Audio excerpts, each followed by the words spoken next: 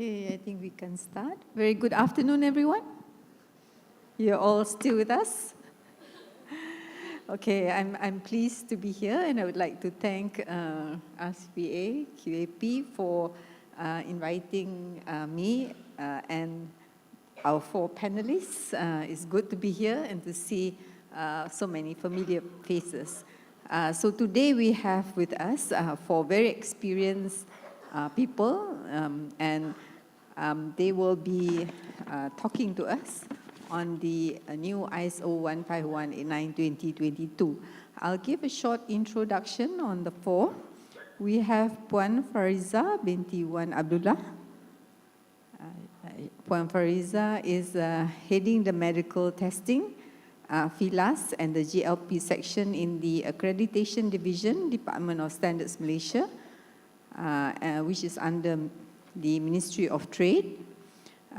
She has a very vast experience in accreditation and is a lead assessor for several standards, namely the MS ISO 17025, MS ISO IC 17043, and the ISO 15189, MS 2720, and OECD GLP since 2009. I think she's been instrumental in establishing the MS ISO 15189 in Malaysia, and she started that way back in 2003. So I think she's a very experienced staff, and I think she will share some of her insights on how to manage this new transition. And then we have Dr. Minaka. She is currently the Deputy Lab Manager of the core lab in the Pathology Department of Hospital Kuala Lumpur, which is the National Reference Center. She's also the IT and Database Coordinator for National Campath Committee and the Coordinator for the Innovation Team. And I think she has obtained her experience in the ISO 15189 while working in Hospital Ampang. Yeah. And then we have Dr. Masita. She's a colleague of mine who often goes with me assessing all the labs. She's currently the consultant pathologist for medical microbiology and immunology and head of the Allergy and Immunology Research Center, IMR and NIH. And she's also the Dean of the Diploma in Medical Microbiology course in IMR under the CMU TropMed. She has played a very active role in lab quality management system and is the QM for MS ISO 15189 in IMR since 2019, and I think she's a very active lead assessor as well as a technical assessor under the 15189. And last but not least, we have Peter Graham. Welcome, Peter. It's good to have you. And Peter is the manager of the blood disciplines at the Royal College of Pathologists of Australasia, QAP, and he's a member of the AACB Executive Board, I think, yeah. And he also is very actively assisting a broad range of NATA accreditation inspections, and he has worked in lab management roles in clinical pathology-related areas for over 30 years. So both his clinical and accreditation experience has led to an ongoing interest in improving patient outcome through quality assurance. So let me start off with getting some questions across to the panelists. I think I'll start with Puan Fariza, if that's okay. We'll start off with Puan Fariza, who comes from the accreditation body. Maybe you can start by highlighting, the changes in the new ISO 15189-2022 standard as compared to the last version, and maybe also give some tips to the labs on how to make this transition. Yeah, please. Thank you, Dr. Raja. Assalamualaikum and a very good morning. Thank you to RSPA for inviting Standards Asia to be with you, and it's really fortunate to be here. So I will just go back to the question. So if you look into the new standards 2022, the main emphasis that has been put into the standards is there are three parts, which is the first one is patient care, second is risk assessment, and the standard is now less prescriptive as compared to the 2012 edition. However, looking into the so-called QMS standards, like the 9000, because all the QMS standards comes from 9000, so there are another three emphasis that we have to understand, which is competency, impartiality, and also the consistent operation. So based on this so-called three of the main 15189, risk, patient, and also less prescriptive, and also the competency, impartiality, and also the last one, consistent operation, you will see that the standards requirement now is being elaborated in such a way, making sure that the process are consistent. So that's why you will see less word of procedures, but you see a lot more of processes that has to be in place. Okay, so that's the first part of it. And as you can see also now with the clause 4 until 8 of the new edition, as compared to only 4 and 5 in last edition, it has been nicely written to make sure that we look into the first aspect of impartiality. So that's where 4.1 comes in, yeah? And also confidentiality. And then the second part will be the structure. Third will be the personnel, the resources, yeah, that's involved. 7 will be the, clause 7 will be the operation or the processes. And finally is the quality management system. So with this arrangement of the clauses, that shows how important the word impartiality and consistent operation that has to be abided, yeah, by all laboratories.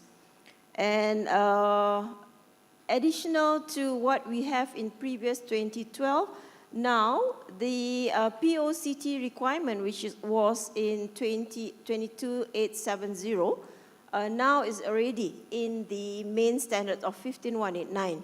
So whoever lab that wish to get accreditation on their POCT services, so they can use direct, yeah, 15189 with plus of Annex 1, yeah, to be complied to.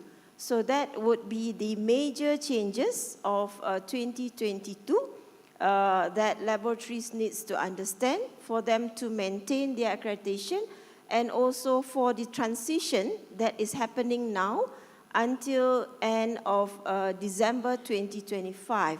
However, for Malaysia, the last cut-off date for the transition assessment will take place before July 2025. So that is the brief changes to the new standards and the situation or condition that we are, as an accreditation body, that we have to abide to, making sure that all laboratories in Malaysia and also worldwide, yeah, is migrating to the new standards before end of 2025. Yeah. Thank you. Thank you, Puan Fariza. I think that's a very detailed explanation on the changes that we see. Any tips that you can give on how labs can start preparing for this transition? Thank you. Talking about tips, that's something you would like to listen. And this is based on our experience with 4 labs conducted last year. That is at the AA stage, adequacy audit. And until today, we have conducted maybe 14 assessments against the new standards. So I would say that most so-called established laboratories, they are doing fine with that. Yeah? But for the new lab, we're having the first surveillance, first cycle after granting, they are still having challenges, yeah, for them to comply. But however, the tips that I would like to say is you have to get yourself trained and understand, all right? So understanding QMS, there are 4 steps that you need to understand.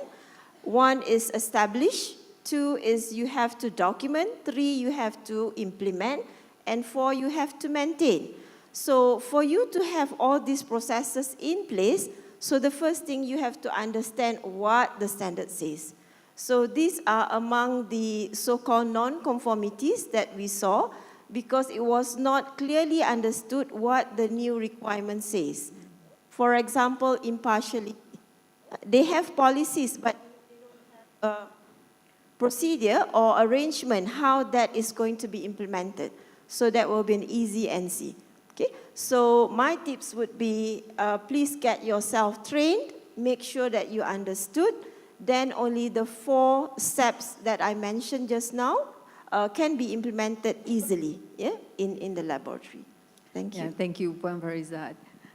Yes, very useful tips indeed. And I think Standards Malaysia does a lot of regular trainings. And I think if there's any labs or any organization that requires further training, you can actually approach Puan Fariza and arrange for some training. Yeah, I think that can be done. Yeah? Okay, thank you. So we'll go on to Dr. Minaka. I think as a lab who's going for ISO 151, I think reassessment soon. How did your lab manage this transition? You know, from the 2017 version to the 2022. Can you share with us? Hello. Okay. Good afternoon, everyone. Thank you for the warm introduction to Dr. Raja. Okay, allow me to tell a brief history about HKL first. HKL is one of the oldest and largest government hospital in Malaysia, established as whole as 1870. It is about 154 years old, and the hospital serves as one of the major tertiary hospital and is a big referral center in whole Malaysia. The Department of Pathology, we serve as one of the largest public laboratory, and we have about 400 staff and more actually. And the lab provides a wide range of laboratory service which consists of 4 major disciplines, and we have multiple subspecialty service. The department also serves as teaching hospital for the laboratory technician, medical students, and the master student in pathology, and we are actively involved in our research. In order to maintain the quality of the department and to provide effective service, the pathology department plays a great importance in our accreditation. The department obtained the ISO 15189-2003 accreditation as early in year 2005, 19 years back. Starting from then, the department has continuously put a lot of effort in maintaining the accreditation. Currently, we are working in our transition period from 2014 ISO to 2022.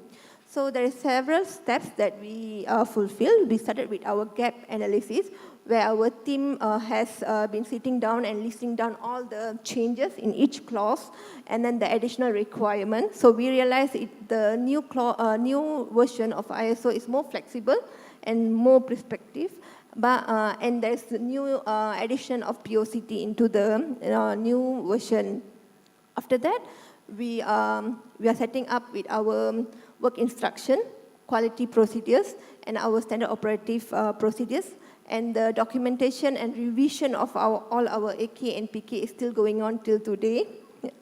And the next and the difficult part is to train our staff, as what Prof. Yasmin said earlier. The competency and to train our staff on all the documentation and the new implementation is taking on time, and we are on par doing it until today. Next, we continue with our internal audit.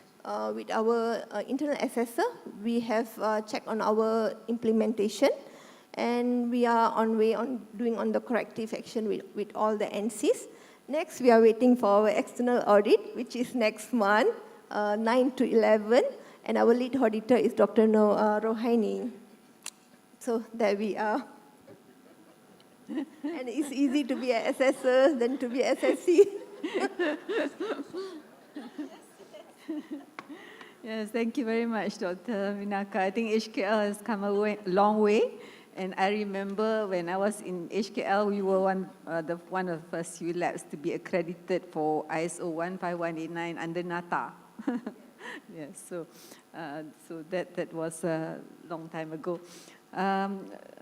So maybe next I will ask from the auditor's perspective, Dr. Masita. You've had the chance to now visit a few labs that is being assessed under 15189/2022. Maybe you can share with us, what you notice, what the labs have done, and then, are there any shortfalls still, and how did they manage, and comply with the requirements of the new standard? So, Assalamualaikum warahmatullahi wabarakatuh, and good day to all participants. Thank you, Dr. Elina, for the kind introduction. I think there are more than one question there, right? For assessor perspective, in terms of the implementation of the laboratory, when I did the assessment, majority actually complied with the requirement of the standard version 2022. They changed their quality manual and updated their quality procedures according to the requirements in the new standards. However, since the new standards did not mention about the need for laboratory quality manual, so it's quite challenging for the assessor to assess the policy statement, because some of the lab actually did not really updated their quality manual according to the new standards. So it's quite difficult for the assessor to check. And because of they are not actually updated their quality manual, automatically their procedure also not updated. So this actually will affect their quality management. That's why I think for all the, I think all of us involved in the laboratory, if possible, because the requirement we need to state in certain document, if we already have the quality manual, try to update it according to the new standards. Automatically, you will answer all the requirements in the new standards. Although the structure is totally different, I understand, from two main clauses, now become more than two. So I think if the lab can update their quality manual and quality procedure accordingly, I think they will have no problem to actually apply the new standards. Thank you, Dr. Masita. I think that's a very useful guide for labs that is going for the assessment under 15189/2022. Maybe you can also highlight some of the common NCs that you observe, so that they can actually go back and look at what they're doing and see how they can rectify those shortfalls. This actually the tips that common NC. So if possible, try to avoid these common NCs. Majority of the NCs actually similar to the old standards, majority. But the one that I noticed very frequently actually about there is the new standard, they already mentioned about the information for users on laboratory complaint process. I think that's the most common findings that I noticed in the lab. They did not actually spell out or state the complaint process in the for the public. So I hope the lab can actually address this, because this requirement, information on the complaint process, is new in the new standard. That's the first I noticed. Secondly, about the requirement on 7.8, continuity and emergency preparedness planning, which to ensure risks associated with emergency situation or other condition will limit the laboratory activities, which the lab should have the plans, procedure and technical measures to ensure that there is no operation disruption. And the plan shall periodically tested. This also, the emergency plan, not really, I think the lab, most of them don't have. So we always see these findings, about the emergency preparedness plan. And another thing, of course, they need to update their policy and procedures according to the new standards. So all this actually they can overcome by updated their procedure. And another common findings actually, the lab did not evaluate the effectiveness of corrective action. They do the corrective action, but most of the lab did not evaluate whether the corrective action taken actually really successful or not in terms of long term. That's another thing that I noticed most of the laboratory lack of this one. The common findings in the technical, I think, very common, like documented proof on the implementation of the SOP or instruction. That one, all that must be documented so that we know that you actually doing according to the procedures. That's my most common findings. Okay, thank you so much, Dr. Masita. I think those are very useful reminders for all of us to go back and to see how we can improve the processes in our labs and to ensure that there will be less NCs in the next assessment. So in the meantime, before I go on to ask Peter, those of you who have questions, please type in your questions into the slider, or you can actually use the mic later after my question to Peter. You can actually approach the mic to ask your questions. Okay.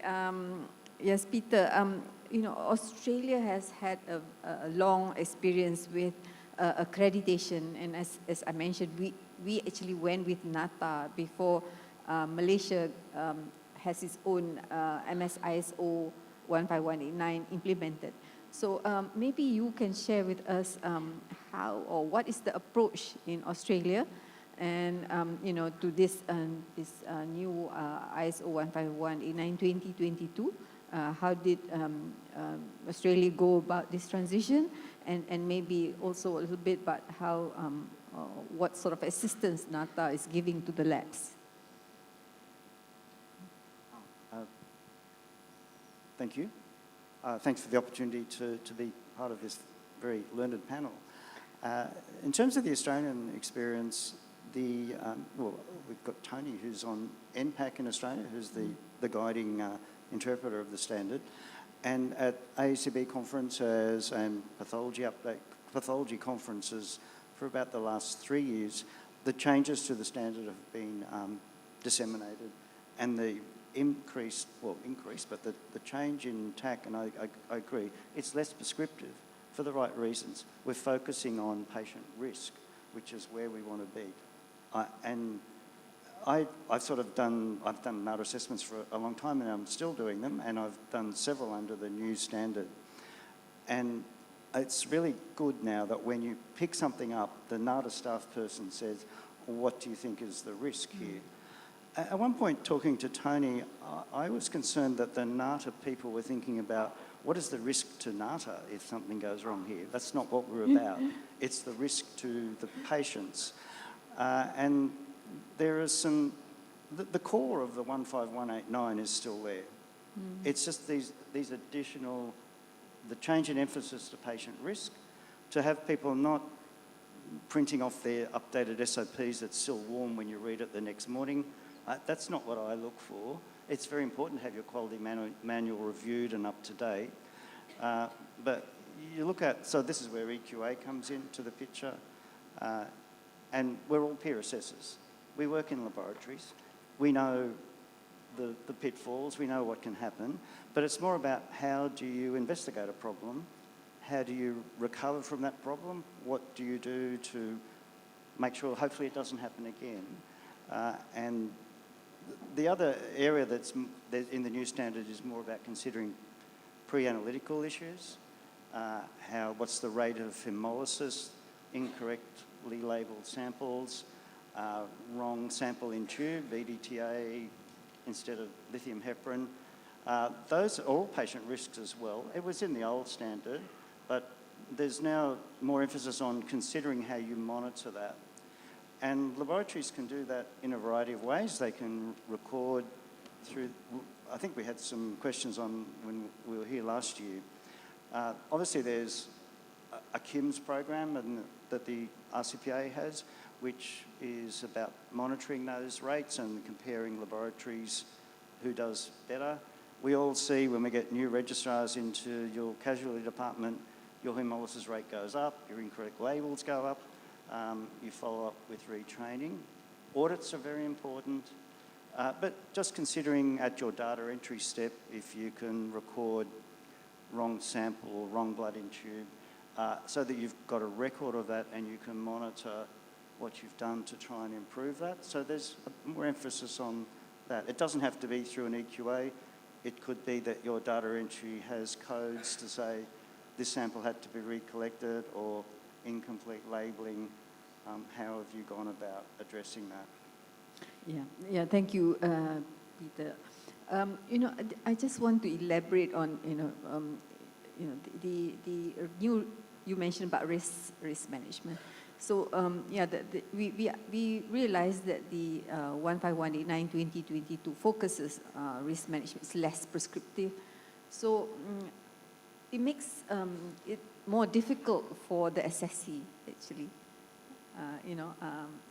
Assessor makes it more difficult for assessor because there's no prescribed way of doing things. How do you cope? How the assessors cope? Do you still have guidelines or additional technical documents to actually help the labs understand these requirements? Or how does Australia manage this? In Australia, NADA do workshops, and they have auditing workshops. A lot of QAP staff have been to those workshops. The NADA staff, as a technical assessor, I rely on, to some extent, I mean, I've read the standard, but I rely on the NATA staff person to, they've got the standard there with them. How do we interpret it? I think a common feedback I hear in Australia, and talking with Mr. Tay last night, we know it's in Malaysia as well, that Assessor A can go to this lab and say this, this and this. Assessor B can go to that same lab and say that and that. And so different assessors will interpret differently, and they'll have different things that they might emphasise. I think the NATA staff I work with know what are the areas that I hone in on. So I'm just trying to think, are the staff competent? So I always make a point of going and talking to the new staff on the bench and just say to them a simple question like, if you get a very low glucose and a very high potassium on a sample that's not hemolyzed, what goes through your mind? And if they say, oh, it might have been collected yesterday, or it wasn't centrifuged, or the fact that it doesn't appear, and you think this person is well trained, they know what they're doing. You go to a point of care, intensive care, and the nurses are running blood gases with potassiums, and you say to the nurses, well, if you get a potassium of 7, what do you do? Because they can't see that it's hemolyzed, it's whole blood. And they say, it depends on the patient, or I would immediately send that to the lab for a check before we do any action. So you know then that the staff have been, there's a good collaboration with the staff. If the lab staff are known by the ward staff, there's very good collaboration. A very common, I'm not taking too long, but a very common thing that I ask, and the standard even then and now, it says, if you've got a QC fail, consider this, this and this. And so the very common question is you calibrated and run your QC at 8 o'clock in the morning, you've run 300 patients, and you run another QC at 5 o'clock in the afternoon. And at some point, one of your assays has gone out of control because your second QC has failed. What do you do?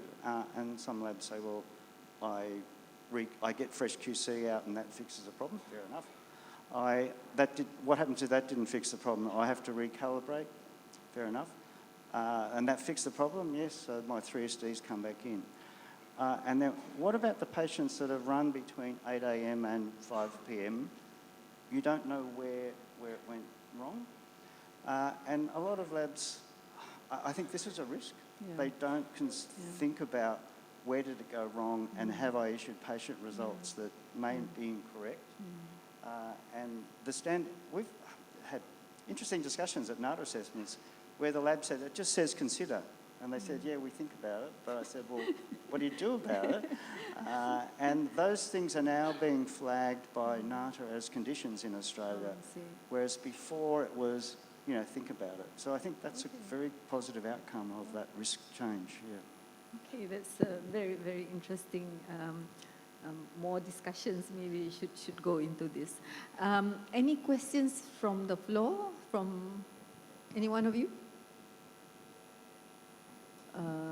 No questions? If not, I'll just want to tap on Peter a bit more. Do you think that training of assessors is necessary in this case? Because, assessors need also to know what to look for, and they should also be technically competent. So you think, how much training do you think, is necessary? Yeah, I think that's a really good question. And in fact, at dinner last night with Mr. Tay and Tony, we talked about workshops, didn't we? Because there's not really, even in Australia, you can go to an auditing course which tells you how to do auditing and, not get people upset and try and tease out the right information. But as you could say, you could ask Tony, what does he look for when he goes to a lab? And it might be different from what I look for.